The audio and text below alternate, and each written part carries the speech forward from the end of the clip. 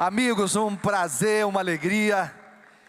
Eu vou saudar aqui, trago a saudação do pastor Stanley Arco, que está fora do país, em reuniões da igreja, e gostaria muito de estar aqui, e ele vai acompanhando aí pelas fotos que eu vou mandando para ele. Pastor Maurício, um prazer, um privilégio aqui com a irmã Sara. Esse casal, tivemos o privilégio de trabalhar juntos por um bom tempo, uma inspiração para a gente. Pastor Erlo, um amigo já de tanto tempo, e eu gostaria de poder falar o nome de vários amigos que já encontrei por aqui, mas o tempo é curto e eu tenho que avançar aqui. Quero fazer uma rápida introdução para chegar aqui no ponto principal da nossa apresentação. A Igreja Adventista do Sétimo Dia completou no dia 21 de maio, 161 anos. A igreja, ela vai avançando dentro da profecia bíblica, diferentemente de outros movimentos religiosos. A igreja nasce aí no livro do Apocalipse. Se alguém te perguntar sobre a data de nascimento da igreja, você pode dizer Apocalipse capítulo 10, versos 9, 10 e 11. E aí você tem o texto, né? O texto daquela decepção de 1844. E aí você tem no versículo 11 a mensagem. E ele disse: me importa que profetizes. E o profetizes aí pode ser também aplicado como pregar a palavra, que pregues a palavra. Ainda muitos povos, nações e línguas e reis. A igreja adventista tem um propósito, tem uma missão nessa terra, a missão da pregação. E de maneira oficial, então, a igreja é organizada no dia 21 de maio de 1863.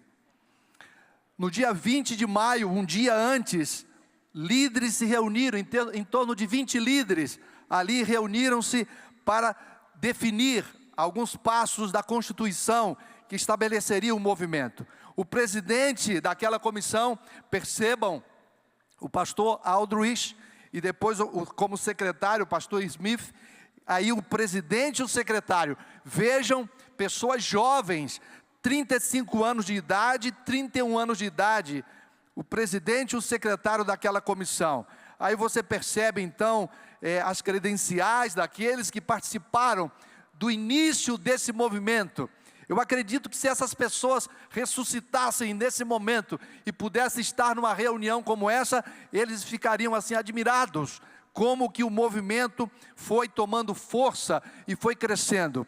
E de maneira oficial então, no dia 21 de maio de 1863, aí você tem a Constituição, foi então aprovada por unanimidade, e a Associação Geral da Igreja Adventista é estabelecida nesse momento. Você poderia perguntar, mas por que você está falando disso? Eu estou falando disso porque a igreja tem no seu DNA o foco na missão, o foco na multiplicação, o foco na expansão do reino de Deus, desde o seu início.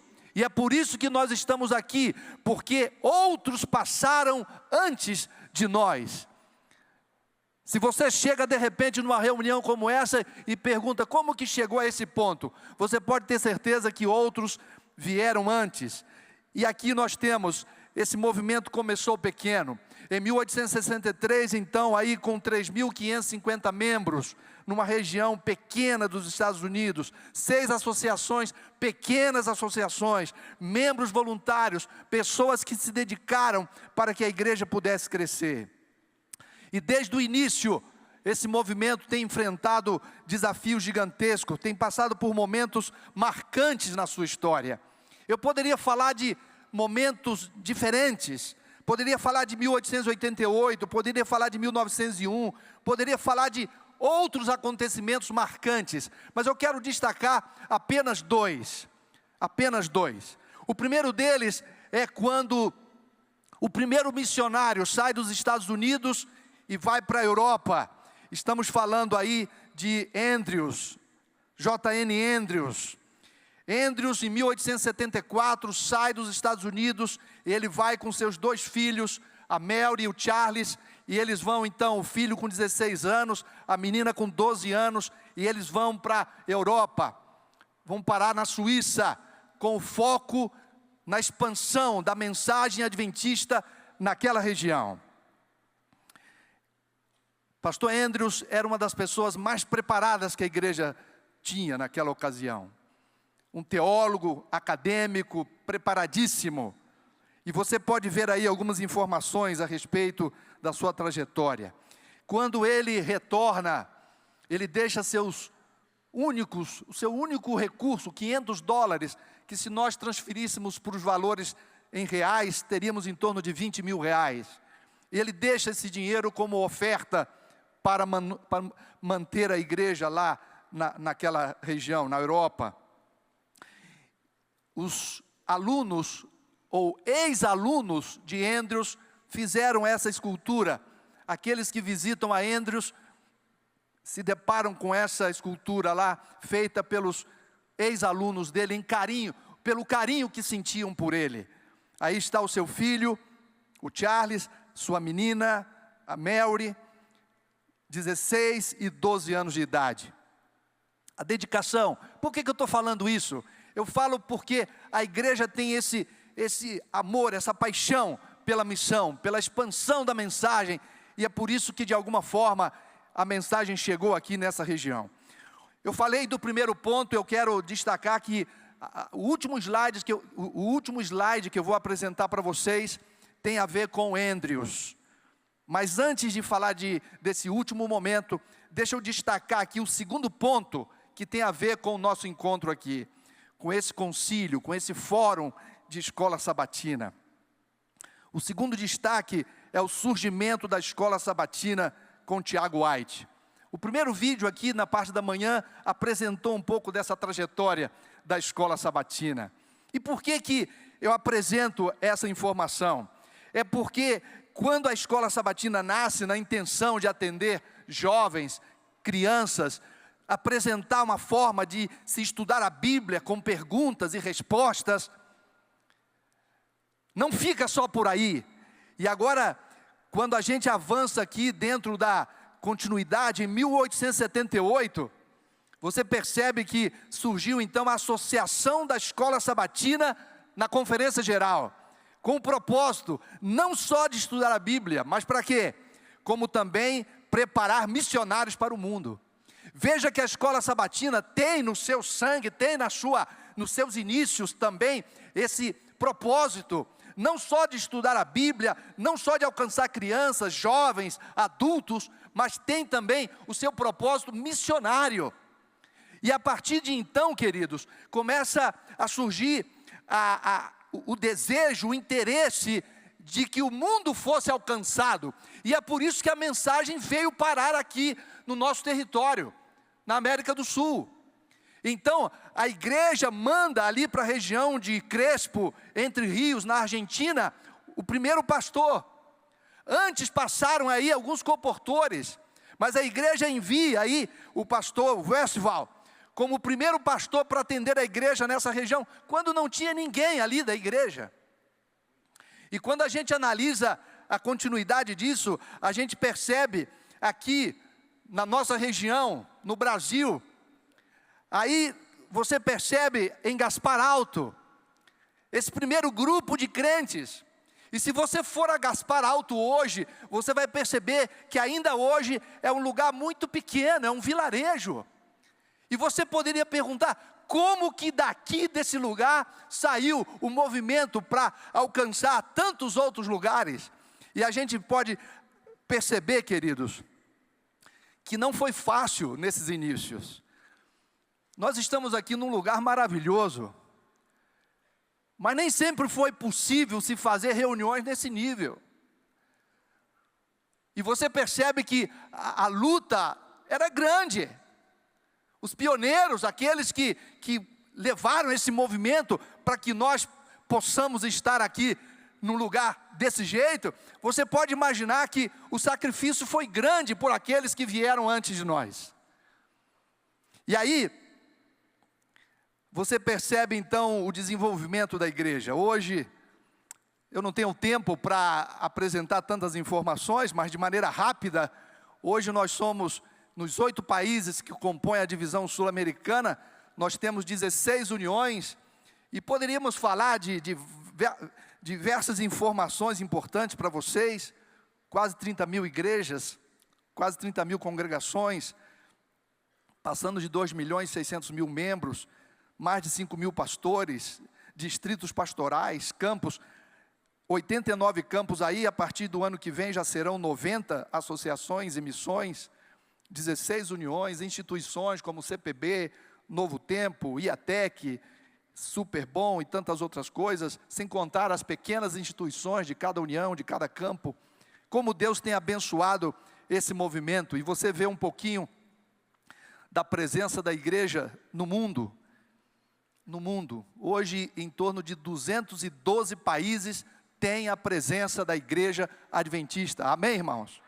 Louvado seja Deus por isso. Mas por quê? Por que acontece assim, irmãos? Por causa do foco na missão. E eu falei para vocês que quando surge a associação da Escola Sabatina, essa associação tem como desafio enviar missionários para o mundo. Agora você não precisa pensar assim, não, eu quero ser missionário lá na África, eu quero ser missionário lá na Europa. Tudo bem, nós estamos como América do Sul hoje, enviando vários missionários. Mas você pode ser missionário aí onde você vive, no seu bairro, na sua cidade, na sua região. E como que a Escola Sabatina, de alguma maneira, pode alcançar? O que nós podemos fazer? E aqui, queridos, eu quero apresentar rapidamente 3 pontos rápidos para vocês. Primeiro ponto, a multiplicação espiritual. É quando o pastor, ele é um formador, ele é um treinador. É importante que o pastor tenha sua mensagem ali na internet, faça da sua igreja um púlpito para pregar. Excelente! Mas o pastor, o líder, junto com o ancianato da igreja, junto com seus líderes da escola sabatina, professores, deve ter essa visão da multiplicação. Porque Jesus é que disse, ide por todo mundo, pregai. Essa é a nossa missão. Esse é o foco. A escola sabatina precisa ter essa visão. E esse é o desafio nesse primeiro ponto. Eu quero apresentar algo agora. Os 2 próximos pontos são assuntos muito corriqueiros, que nós já falamos muito, mas na prática podemos fazer mais. Antes de ler o próximo ponto, deixa eu apresentar esse texto aqui que vocês conhecem. Logo que seja organizada uma igreja, ponha o pastor os membros a trabalharem. Terão eles que ser ensinados a trabalhar com êxito. Dedique o pastor mais tempo para educar do que para pregar. Algumas igrejas, e aqui eu vou falar com todo carinho, com todo respeito, algumas igrejas dizem assim, procuram a associação e dizem assim, nós queremos um pastor só para a nossa igreja aqui, presidente. Acho que o pastor Erlo nunca recebeu ninguém para pedir isso. Mas algumas igrejas, não, queremos um pastor só para a gente aqui. Queridos, sabe onde mais as igrejas crescem? É quando o pastor tem mais igrejas para cuidar. Porque quando o pastor está ali só para uma igreja, a igreja se acomoda muito em cima do trabalho do pastor. E a igreja ali não desenvolve. Os irmãos não se desenvolvem. Então, quando você vê Ellen White falando do pastor como esse treinador, treinando os seus anciãos, treinando os seus líderes de escola sabatina, treinando os seus professores. Então, aqui a gente vê o segundo ponto. Veja, escolas sabatinas filiais. É quando uma unidade da escola sabatina, eu até dizia agora há pouco ali para o pastor Erlo, quando uma unidade faz o seu papel, cumpre o seu papel, essa unidade é como um pequeno grupo. Se você tem uma unidade que tem no seu desafio formar uma escola sabatina filial, na casa de alguém, na varanda de alguém, no sábado pela manhã na igreja, e na quinta-feira à noite na casa do irmão, da irmã Joana, Maria, do Pedro, do Joaquim. Veja, a escola sabatina filial. Se eu perguntar aqui, eu sei que alguns estão fazendo, mas esse é uma forma de você cumprir aquela missão lá do Andrews, que sai dos Estados Unidos e vai para a Suíça, Quando você forma uma escola filial, é como se você saísse da igreja e fosse para o bairro, para a casa de alguém, e ali é o campo missionário dessa igreja, dessa unidade. Algo simples, que não é tão complicado de fazer. Depende da iniciativa, da proatividade de um professor, da direção da escola sabatina, do ancianato da igreja que tem essa visão, esse foco na missão, no crescimento para alcançar outros lugares. Uma outra nomenclatura que nós usamos e também muito simples, quero deixar aqui como um desafio, é o projeto pioneiro. O que é o projeto pioneiro? Você está na igreja, no bairro São Joaquim, mas no bairro São Pedro não tem igreja. O que a igreja que está no bairro São Joaquim pode fazer para o bairro São Pedro? Opa, vamos levar uma unidade para começar um trabalho, todo sábado à tarde. Você não precisa nem sair da igreja, deixar de estar na igreja imediatamente do São Joaquim. Não, você está ali no sábado pela manhã e o projeto pioneiro no sábado à tarde, no domingo à tarde, na segunda à noite, na terça à noite, em outro momento. Então fica aqui o desafio do projeto pioneiro. Começando, foi assim que a igreja chegou aqui na América do Sul. Quando vem o Westphal, quando vem o pastor Groff, quando vem outros líderes para atender, e a mensagem chegou para você e para mim. Eu me lembro quando a mensagem chegou para minha mãe, lá na cidade de Rio Bonito, no Rio de Janeiro, num lugarzinho por nome de Braçanã, quando 3 pessoas foram para lá para pregar para minha família. E a mensagem chegou para minha família, e por isso eu posso estar aqui falando com vocês. E cada um aqui tem a sua história. Você tem a sua história. A mensagem quando chegou lá em São Gabriel da Palha, porque alguém foi lá pregar a mensagem, foi levar o evangelho. E aí está aqui o pastor Erlo, está aqui o pastor Maurício, lá de Minas Gerais, que também foi alcançado de alguma forma. Veja, alguns tomaram a iniciativa para avançar com o projeto pioneiro, com a escola filial. E aqui, queridos, já terminando a minha fala, eu quero voltar aqui à mensagem do pastor Andrews. Meu tempo está terminando, mas eu quero aqui, quando o pastor Andrews voltava da Suíça, depois de ter cumprido a missão dele lá, a menina dele ficou doente, e ela veio a óbito. Eu trago aqui para vocês um dos últimos textos escritos pelo pastor Andrews, naquele contexto, naquele momento. E o texto diz aí: ontem pela manhã, às 4h30 da manhã, madrugadinha, faleceu a minha amada filha Mary. Ela foi uma ajuda muito importante na Europa. Inclusive, quando atravessamos momentos difíceis, ela enfrentou tudo com valentia, com paciência, fé e esperança. O que sofreu ali foi que enfermou de tuberculose, que progrediu rapidamente, e ela logo veio a óbito. Quando a sua ajuda era muito importante naquele contexto. Agora, olha a pergunta dele. A pergunta que ele deixa no final: quem estará ali para ocupar o seu lugar? Isso aqui me impactou, eu já até mostrei esse texto em outro momento, em outro contexto.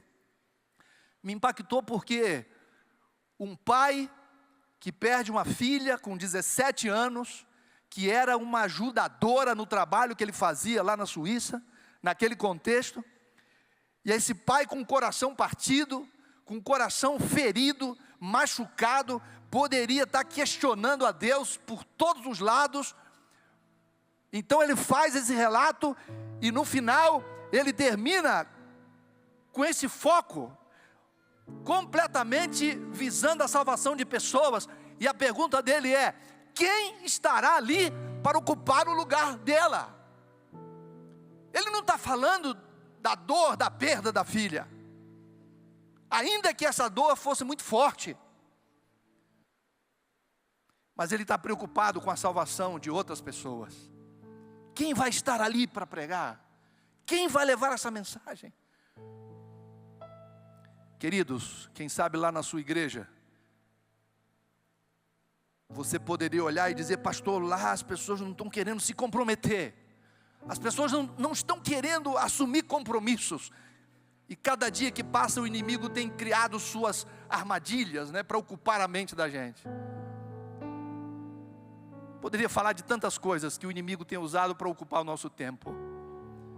Mas eu queria deixar essa pergunta terminando aqui a minha fala. Quem estará ali? Quem estará ali para levar a mensagem para o bairro vizinho, para a cidade vizinha, ali do lado? Ou nós vamos ficar acomodados dentro das quatro paredes? O que você vai fazer? A pergunta é para a gente. Quem vai estar ali para fazer isso? Quantos gostariam de dizer a Deus: querido Deus, eu quero estar ali para fazer a minha parte e ver o teu reino avançando? Querido Deus, abençoa essas mãos levantadas, que possamos, ó Pai, cumprir a parte que nos cabe, o chamado que o Senhor nos fez para expandir o teu reino aqui nessa terra. Abençoa, por favor, cada igreja representada aqui, para que possa ter essa visão de crescimento, de multiplicação, de avançar, ó Deus, para alcançar pessoas não alcançadas. Que teu Espírito possa possuir essas pessoas. Dirige a nossa vida em nome de Jesus. Amém.